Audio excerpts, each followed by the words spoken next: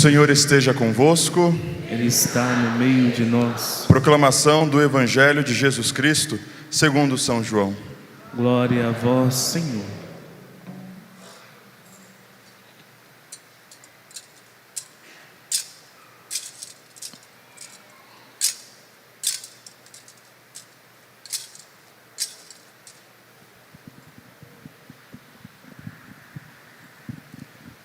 Naquele tempo, havia alguns gregos entre os que tinham subido a Jerusalém para adorar durante a festa.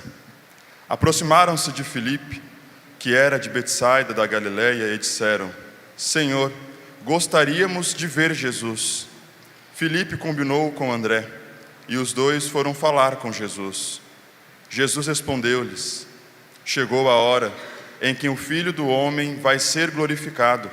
Em verdade vos digo, se o grão de trigo que cai na terra não morre, ele continua só um grão de trigo, mas se morre, então produz muito fruto.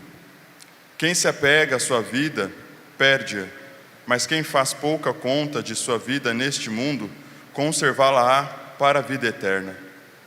Se alguém me quer servir, siga-me, e onde eu estou, estará também o meu servo. Se alguém me serve, meu Pai o honrará. Agora sinto-me angustiado. E que direi?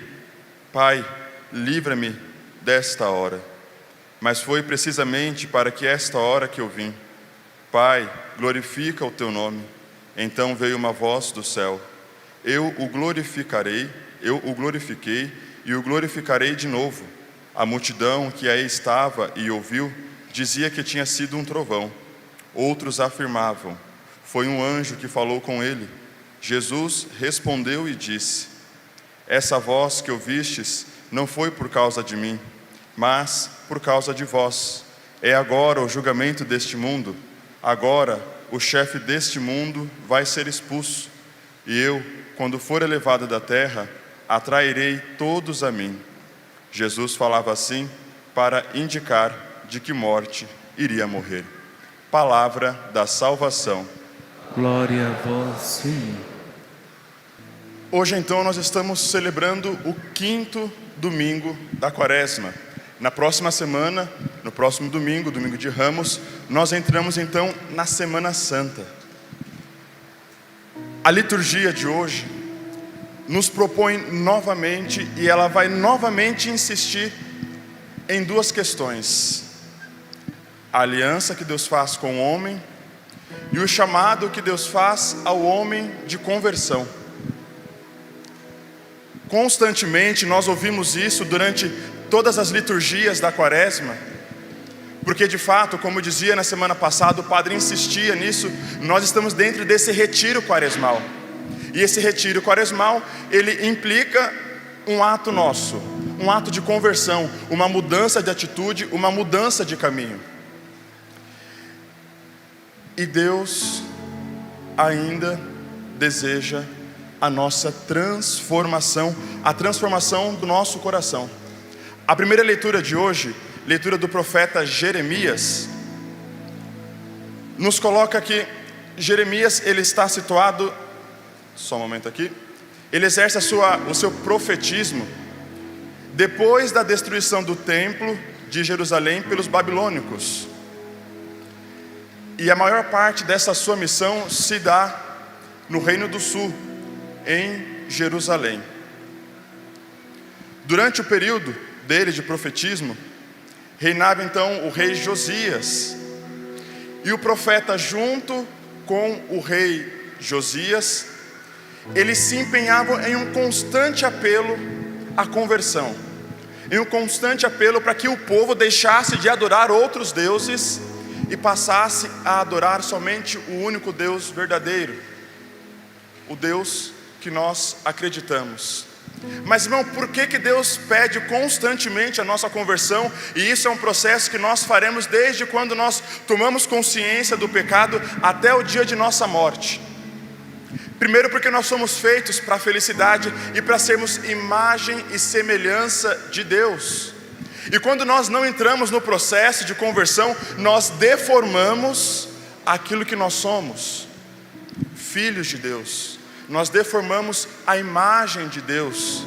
E Deus não quer isso para nós. E Deus constantemente Ele vai insistir nisso, porque nós somos um povo de cabeça dura. E quando nós pegamos as leituras do Antigo Testamento e também o Novo Testamento, nós veremos que Deus constantemente Ele faz uma aliança com o povo. Ele convida o povo a seguir os seus caminhos. Ele mostra o caminho que aquele povo deve trilhar. Mas aquele povo constantemente, eles caem no pecado, deixam Deus de lado e passam a se perder. E conosco é a mesma coisa. Constantemente Deus tem nos convidado à conversão. Todo domingo nós escutamos que Deus nos chama e faz um apelo à conversão a nossa também. Mas acontece que nós viemos para a Santa Missa todos os domingos, nós escutamos a palavra do Senhor, sabemos que Deus exige de nós uma resposta, e essa resposta é essa adesão à conversão. Só que nós saímos da Santa Missa e parece que nós esquecemos tudo que nós escutamos, então passamos a murmurar, passamos a reclamar, passamos a brigar com as pessoas que estão passando ao nosso lado e talvez trombaram a nós.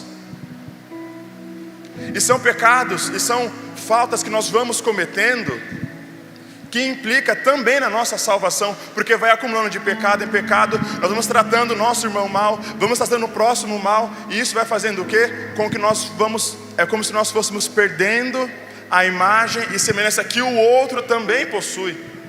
Nós esquecemos de ver Deus no próximo. E isso faz o que conosco? Nos leva para um caminho aonde nós não iremos encontrar Deus. Então, após a morte do rei Josias, ele que estaria empenhado junto com o profeta Jeremias a um apelo de conversão, entra um outro rei chamado rei Joaquim. E esse rei não era um rei que buscava também esse mesmo sentido que o rei Josias. Mas então, quando esse rei ele sobe ao reinado, ele assume o trono dele, o povo começa novamente a cair num caminho de desgraça, porque o povo vai se esquecendo de Deus, e esse rei ele não colabora com isso. Então o povo vai se perdendo no caminho, e nós escutamos constantemente que o povo se perde por falta de pastor. Quando nós não temos um pastor, aquele que nos guia, aquele que nos governa, nós nos perdemos. E esse rei começa a cometer injustiças, e essas injustiças levam o povo a uma infidelidade a Deus. Qual tem sido o teu grau de fidelidade a Deus? O quanto você tem sido fiel a Deus? O quanto nós temos sido fiéis a Deus? Qual é o nosso grau de fidelidade ao Senhor? Nós estamos dando a Deus o que é de Deus? A tua família tem dado a Deus o que é de Deus? O teu casamento tem dado a Deus o que é de Deus? Na tua faculdade você tem dado a Deus o que é de Deus? No teu caminhar na rua você tem dado a Deus o que é de Deus? Quando nós não oferecemos aquilo que é de Deus para Deus, nós nos assemelhamos ao povo de cabeça dura, de coração endurecido, que não busca essa conversão, que não busca essa atitude de vida. E então constantemente Deus faz o que conosco? Nos convida: filho, voltemos para o caminho do Senhor, voltemos para um caminho de conversão. Olha, caminha por aqui, deixa eu te guiar, deixa eu te mostrar para onde você deve ir. E Deus faz isso a todo instante. Acontece que esse povo sendo infiel, esse rei, ele também morre, assume um outro rei, e é assim constantemente a história do povo de Israel. Morre um, assume outro, um é bom, o outro é ruim, morre o ruim, assume um bom, e assim vai indo. Mas a grande questão é que, na primeira leitura de hoje, o profeta Jeremias, ele traz uma mensagem de esperança. Se até aquele período, até aquele tempo, o povo não era fiel ao Senhor, ainda dá tempo de nós voltarmos a nossa fidelidade a Deus. Ainda Deus nos convida a uma fidelidade a Ele.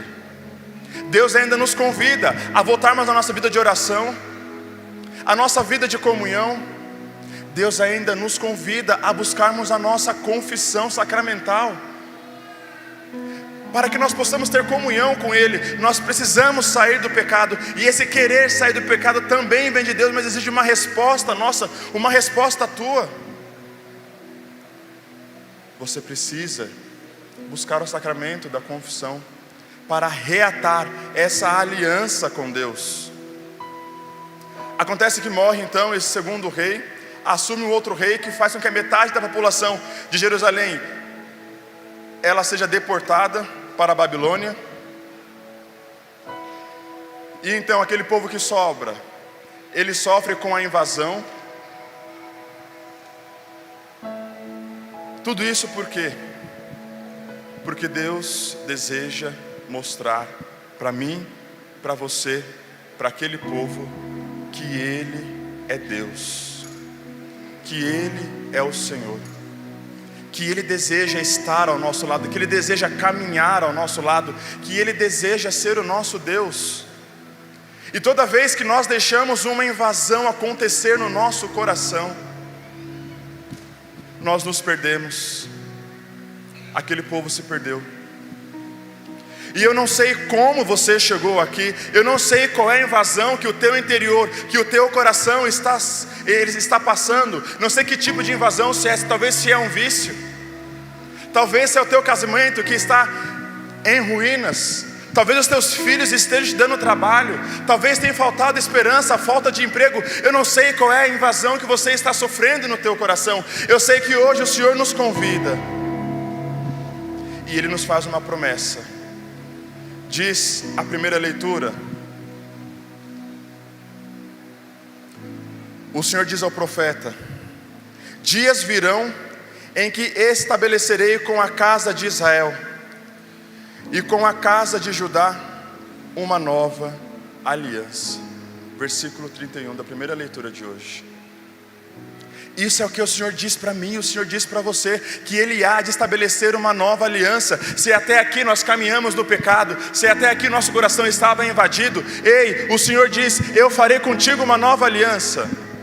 Essa nova aliança supõe deixar aquilo que é velho para assumir algo novo. Talvez os nossos atos foram atos velhos até hoje, mas hoje o Senhor nos convida a uma nova aliança, a voltarmos para Ele com o nosso coração, a tomarmos em conta, tomar consciência das nossas atitudes e mudá-las, para que nós possamos viver bem a Semana Santa, passar por esse processo junto com Jesus, mas com o nosso coração voltado para Ele, se lembrando sempre da aliança que Ele fez conosco.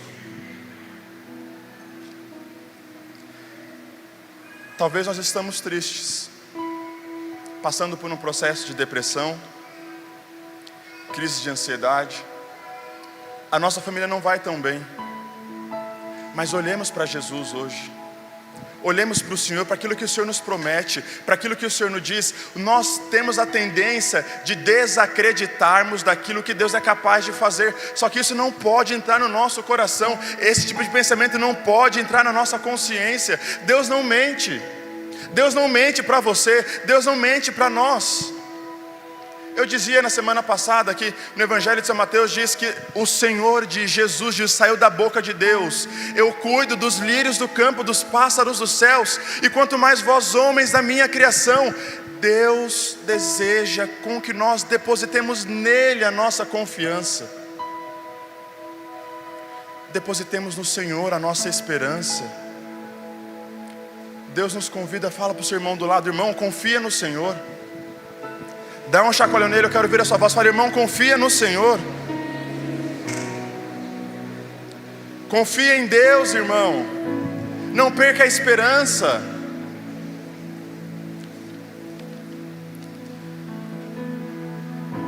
Nosso Deus é um Deus bondoso. O Senhor diz que Ele iria estabelecer uma nova aliança, mas não uma aliança externa, mas uma aliança onde as leis estariam cravadas no nosso coração. Nós somos criados para a bondade, para sermos pessoas felizes, pessoas boas. E é por isso que Jesus, quando Ele se encarna, Ele em determinado tempo da sua vida, Ele diz que Ele estava, como eu posso dizer, estabelecendo, elevando a um grau maior a aliança que Deus havia feito com Moisés no Monte Sinai. Ele tira das tábuas e Ele coloca no coração do homem, no teu coração, no nosso coração. Então existe uma tendência no nosso coração, porque nós fomos criados para isso, a fazer coisas boas, a termos atitudes boas. Mas isso nós somos capazes de fazer quando os nossos olhos estão voltados para Jesus, estão voltados para o Senhor. Então voltemos o nosso olhar para Jesus. E hoje no Evangelho de São João, capítulo 12, conta-nos que Jesus, Ele vai para Jerusalém,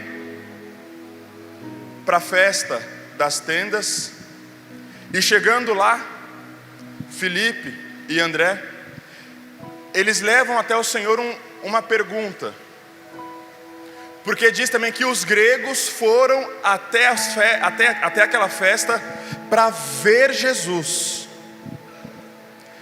Se eram gregos, provavelmente não eram judeus. E se eles não eram judeus, eles queriam ver Jesus. No Evangelho de São João, e talvez ele coloca esse fato de serem gregos e não serem judeus, porque a salvação não está mais reduzida a um pequeno povo, mas a todos. A salvação é para todos nós, e até mesmo para aqueles gregos. E eles dizem que foram ver. Filipe então vai até Jesus e fala: Senhor, eles querem te ver. E esse ver que nos conta o Evangelho não é um ver somente olhar para Jesus.